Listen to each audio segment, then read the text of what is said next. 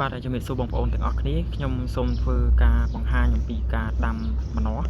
ដែលបងប្អូនទាំងអស់គ្នាមានបងប្អូនខ្លះដែលគាត់មិនទាន់យល់ស្វែងយល់ពីការដាំម្នាស់តែគួរតែយកអ្វីដាំឥឡូវនេះបងប្អូនស្គាល់ហើយនៅក្នុងដៃខ្ញុំនេះគឺជាចុងនៃផ្លែម្នាស់គឺគេយកចុងនេះគេយកទៅដាំបងប្អូនហើយជាមួយគ្នានោះដែរគឺយើងយកដីដាំដែលមានគុណភាពល្អដែលមានគុណភាពល្អគឺជាដីកំប៉ុស្តដែលងាយស្រួលនៅក្នុងការដាំដុះហើយវាឆាប់ចេញឫសនៃផ្លែនៃដើមម្នាស់បងប្អូនហើយដើមម្នាស់នេះមុននឹងយើងដាំគឺយើងត្រូវចិតវាសិនបងប្អូនចិតសម្រួចដើម្បីឲ្យវាស្រួចងាយស្រួលញុកចូលទៅក្នុងដីដែលយើងដាក់នៅក្នុងផើងដែលយើងដាំហ្នឹងណាហើយយើងចិតបែបនេះដូចជាក្នុងវីដេអូដែលខ្ញុំបានបង្ហាញចិតវាសម្រួចបន្តិចហើយពួកយើង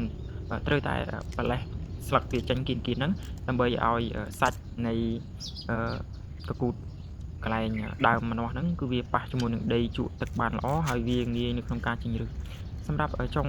នៃផ្លែម្នាស់នេះគឺយើងទុកចោលមួយថ្ងៃពីរថ្ងៃឃើញវាចេញឫសហើយបងប្អូនអញ្ចឹងវាងាយស្រួលនៅក្នុងការចេញឫសហើយលូតលាស់ឲ្យខ្លាយទៅជាដើមម្នាស់ខ្លាំងណាស់អញ្ចឹងប្រភេទនេះគឺវាចង់តែរស់ទេឲ្យតែប៉ះដីប៉ះទឹកមកគឺវាដុះឫសហើយប៉ុន្តែយើងចិតបែបនេះដើម្បីឲ្យវាស្និទ្ធជាមួយនឹងដីបន្ថែមទៀតហើយក៏វាងាយស្រួលបញ្ចេញឫសហើយឆាប់ធំដើមដែរបើមិនជាយើងដោតឆៅគឺវាចេញដូចគ្នាគ្រាន់តែរយៈពេលយូរបងប្អូនទាំងអស់គ្នាអាចសាកល្បងបានសម្រាប់ការដាំដុះម្នាស់ហើយនៅពេលដែលយើងដាំនេះគឺយើងអាចដាំនៅក្នុងផាងតូចបែបនេះមកយកស្លឹកវាដែលនៅសល់ហ្នឹងគឺដាក់ចូលវាទៅដើម្បីឲ្យវារលួយខ្លាយទៅជាជីបន្ថែមទៀតយើងដាក់ដីកំប៉ុស្តយើងចូលមកយើងអាចដាំជាលម្អក៏បានបើមិនជាដាំហើយវាធំ